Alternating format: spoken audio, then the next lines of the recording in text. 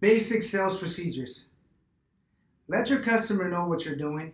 Don't just leave them without them having a clue of what you're doing. So, for instance, if you get up and you go to the underwriter or the team leader for them to help you, maybe to help you strategize on the options that you're going to give the client, or maybe you have a question, or maybe there's something that you need some sort of assistance, make sure to let the customer know. So, for instance, I would tell the customer, look, sir, just give me a couple seconds. I'm just going to run the information.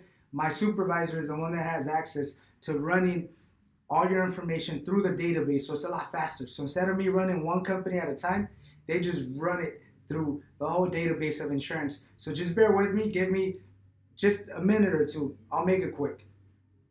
Or if you're gonna go to the back and just simply have, maybe you need to go back for the initial payment. Sir, just give me a quick second. I'm actually just gonna confirm some information with my manager. I just wanna make sure that everything is accurate. Now, keep in mind, our goal is to make sure that everything is done correctly, so it does require the approval of my manager. And that's something that you should appreciate, because we're gonna make sure that everything is accurate. So by the time you leave, you won't have any issues whatsoever.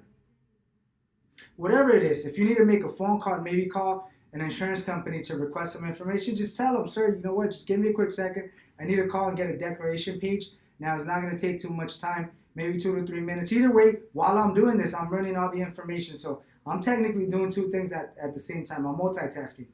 But I always let them know. They're going to appreciate the fact that you're letting them know. For instance, maybe there's a few other customers that are walking in and you have to get up to greet them. Tell your customer, sir, just give me a quick second. I do apologize. It's just company's procedures to make sure we greet every customer that walks in. So I do apologize, but I know everyone appreciates the fact that we're at least courteous and we offer quality service. They're gonna feel like, oh, this is amazing. These agents are amazing. They're really focused on taking care of all the clients.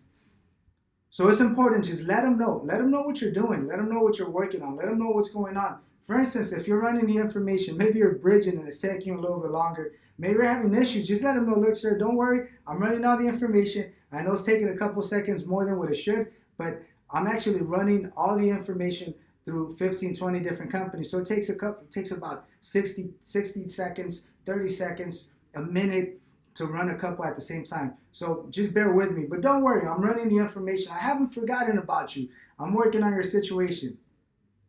So simply let the client know what you're doing, what you're working on. Don't just leave them sitting there looking at you, or don't leave them while you go back to the underwriter without letting them know anything whatsoever. They're going to get frustrated. They're going to feel like you're ignoring them, like you're technically putting them to the side, and that's going to become a negative, and that's going to affect your sale. So when you're engaging on the sales or negotiation process, they're going to use that against you because they're already negative, because you technically ignored them and they feel like you just left them without helping them. So once again, let them know what you're working on, let them know what you're doing, and phrase it in a way where it's positive and is beneficial for them. They're going to appreciate that.